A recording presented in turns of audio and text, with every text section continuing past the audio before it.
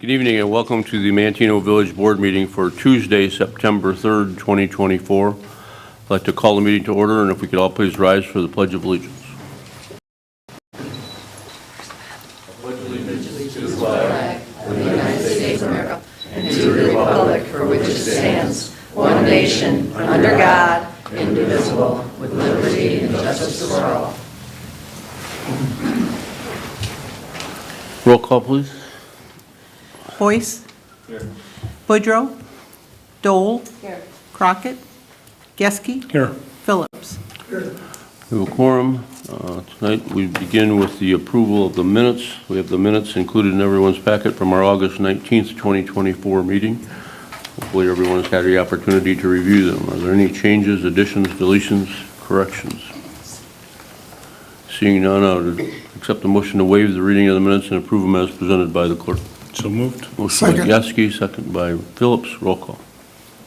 Geske. Yes. Phillips. Yes. Boyce. Yes. Dole. Abstain. I vote yes. Okay. Motion carries. Public participation tonight. We have the first speaker is Annette Lamore. If I don't make it all the way through this, the person behind me is going to finish reading it. Goshen is now a national campaign issue as J.D. Vance joins Trump condemning the Chinese project. This is an article written by Mark Glennon for Wire Points, and it was published on August the 28th. Vice presidential candidate Senator J.D. Vance on Tuesday accused presidential candidate Vice President Kamala Harris and the current Democratic administration of helping China destroy and replace our auto industry from the inside out, with subsidized electric vehicle battery plants being built by Goshen. Coverage is appearing in much of the media, including the New York Times and Fox. Donald Trump announced last week that he is 100% opposed to Goshen's project. Both Vance and Trump were referencing the Michigan Goshen plant, but their opposition clearly extends to the Illinois plant as well.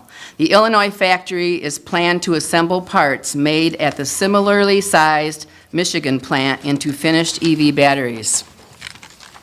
Speaking at a campaign rally in Michigan, Vance said Harris's tie-breaking vote that she cast to send inflation through the roof, referring to the Inflation Reduction Act of 2022, made Chinese companies like Goshen eligible for millions of your taxpayer dollars. Under that law, Goshen is eligible for $7.5 billion of federal tax credits for its factory now under construction in Manteno, Illinois, as well as $536 million from the state of Illinois. Vance speaking Tuesday in Michigan. Even some of the folks in Obama's administration said that the Goshen factory plant is a threat to America's national security. But Kamala Harris not only wants to allow the Chinese Communist Party to build factories on American soil, she wants to pay them to do it with our tax money.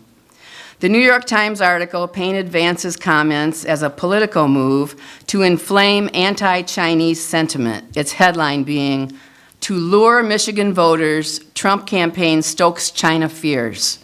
But the article does not mention Vance's reference to some in the Obama administration who see Goshen's plans as a threat to America's national security.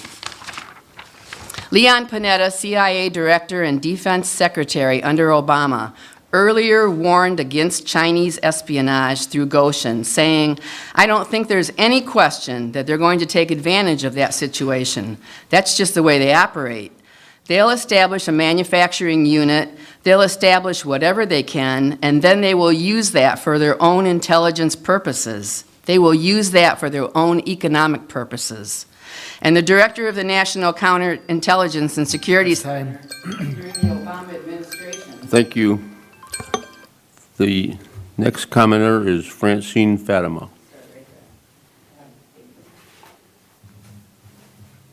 And the director of the National Counterintelligence and Security Center during the Obama administration earlier testified that it's 100% certain that some of the people who come from China to work on Goshen projects will spy for the Chinese Communist Party.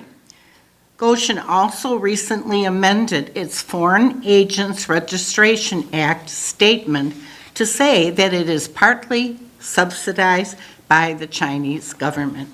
Big surprise. Okay, so I want to also talk about the Oktoberfest coming up. And of course, it's good to see Jacob is here and Chris Rock because they're co-chairman.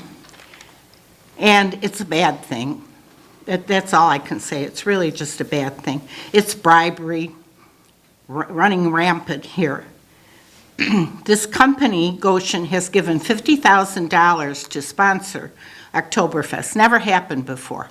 $10,000 was the max previously, which is an awful lot. Anyway, so what is this bribe all about? Well, you can figure it's about having bread and circuses. They did that in ancient Rome, to distract the public. And that's what this is all about. Give them toys to play with. And then we have the neighborly thing to do. That's what Kreisel from Goshen said, that they're just trying to be good neighbors. Well, remember, Tim Walsh says neighborliness defines socialism. Now, that's totally wrong, but that's what he believes, and he wants to be Vice President of the United States. This is unreal, I think. What else do I have here? Well, I call it a bribe regarding Oktoberfest. They want us to go to sleep, but I've got news for you. We aren't. It is wrong, wrong, wrong, because we will fight. Thank you. Thank you. The next commenter is David Kiken. Good evening. The recently reported assessment of 333 South Spruce was purported to be a huge win for area taxing bodies. 24 million assessed value of a property that was just sold for approximately 134 million is something every homeowner could only dream of. To be assessed for only 18% of market value, of course, this was touted by local politicians as a virtual windfall of cash, an extra million from what Kmart was paying, proving what a great deal had been struck by Pritzker and Nugent. $1 million more a year for the next 30 years, such a deal. Taxpayers only paying them $8 billion to get such a deal, $536 million from Illinois taxpayers alone. What short-sightedness. When this $2 billion state-of-the-art facility is complete, which is not that far away if we were to believe them, and reassessed, what happens then? That $2 billion facility using this measly 18% would be assessed at around $360 million. 5 to 10 years from now, when this company projects to be a fully functioning facility, what should their taxes be? How much more than the $2 million? Would it be as much as $10 million? This is such a great deal, the CCP is laughing their butts off at Pritzker and Mayor Tim. We cap their property taxes for a whole generation. Our first graders will have children and their taxes will still be capped. Maybe this is why Mayor Tim's master, when discussing with a former businessman, supposedly made the comment to the effect, "This is Tim's baby. I didn't sign an NDA as the sitting mayor of Manteno." And Mrs. Dole, in reference to your comment at the 827 board meeting that Goshen revealed all the chemicals that will be used at the planning committee meeting at the school, that simply is not true. The new manager at the facility knew none of the chemicals that were to be used, and those that were mentioned were only revealed when specifically mentioned by Mr. Doobie. Chemicals they did admit will be in use is lithium. It emits toxic fumes, is highly flammable and combustible, corrosive to the eyes, skin, and respiratory tract, causes lung edema, is extremely corrosive to the environment, NMP poses reproductive hazards, nervous system damage, organ damage to liver, kidneys, and immune system, is environmentally harmful. Synthetic graphite is an inhalation hazard, causes irritation to skin, eyes, and respiratory tract, affects cardiovascular and respiratory systems, and they propose to use 300 to 800,000 gallons of water with virtually no waste. If you believe that, I have a rural farming town along I-57 I'd like to sell you. Oh, that's right, Mr. Pritzker and Mayor Tim have already sold it to the CCP. We'll deal with the other chemicals that have been released via FOIA next time. Thank you. Village President's report, the only thing I have on my agenda tonight is, as you all know, the Ryan Marion resigned several months ago. We did run an ad for his replacement. We got a number of different applications. None of those, the ads and none of those interviews resulted in someone who was going to be hired. We were only going to be able to hire somebody and promise them a position for a short period of time due to the upcoming election. And with the training that's involved, we determined that the amount of time that Mr. LaRock would have involved in training, we would be better off to just have him do that position for the interim period. So tonight, I would like to make an appointment of Chris LaRock as the interim director of building and zoning for the remainder of the fiscal year. I have a motion to approve that. I'll make it. Motion by Boyce. Second. Second by Dole. Roll call. Boyce. Yes. Dole. Yes. Geske. Yes. Phillips. Motion carries. I have nothing further on my agenda. Village Administrator's report, Mr. LaRock. Thank you, Mayor. I have nothing this evening. Committee reports, Public Works and Utilities, Mr. Boyce. Thank you, Mr. Mayor. I have nothing on the agenda tonight. I do have a meeting on 9/24/24, 7 a.m. right here. That's it. Thank you. Properties and Recreation, Mr. Boudreau is not here tonight. He had another meeting he had to attend. He has nothing on his agenda for this evening. Public Safety and Health, Mrs. Dole.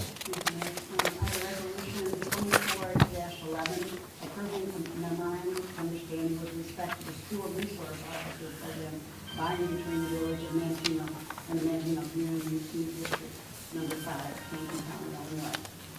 As we discussed at the recent committee meeting, the village and the school district recognize the importance of continuing the school resource officer program. Officer Aaron Toback has done a tremendous job as the SRO over the duration of the program. This extension is another example of how the village and the school district work together to benefit the community. Chief, how long was the first one? Was that 3 years? And this one is for additional 3? Okay.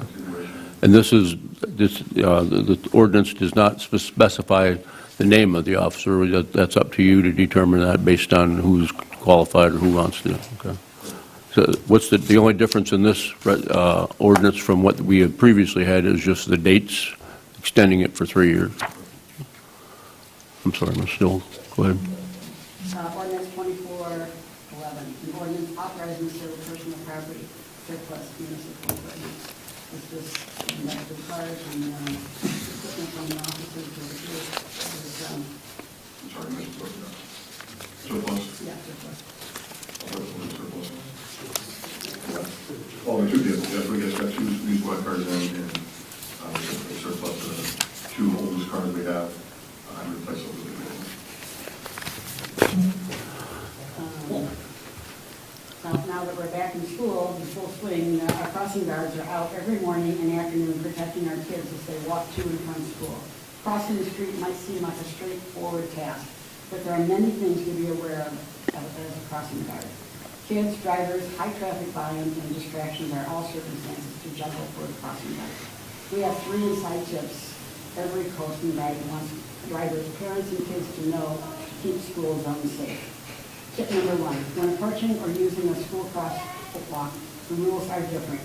At a traditional crosswalk, drivers can receive 1 pedestrian clear the crosswalk on the opposite side. However, drivers need to wait as an active school crosswalk until it is clear of children and crossing guard. They don't always end on the same side. Often the crossing guard has to come back to continue helping other students as the next crossing interval. It is crucial drivers are aware of this and wait to see that the crossing guard is clearly out of the way before proceeding. In the school zone, there are lots of moving parts. Traffic volume spikes in a relatively small area, and it can be hard to maneuver parents locating kiddos and herding of small pedestrians and long lines of cars. The second tip you should know is that being aware and alert are essential ways to create a safer school zone. Teach children to avoid crossing in the middle of the street or crossing between parked cars. The risk of an accident is minimized by assigning a meeting place where a crosswalk is convenient and used.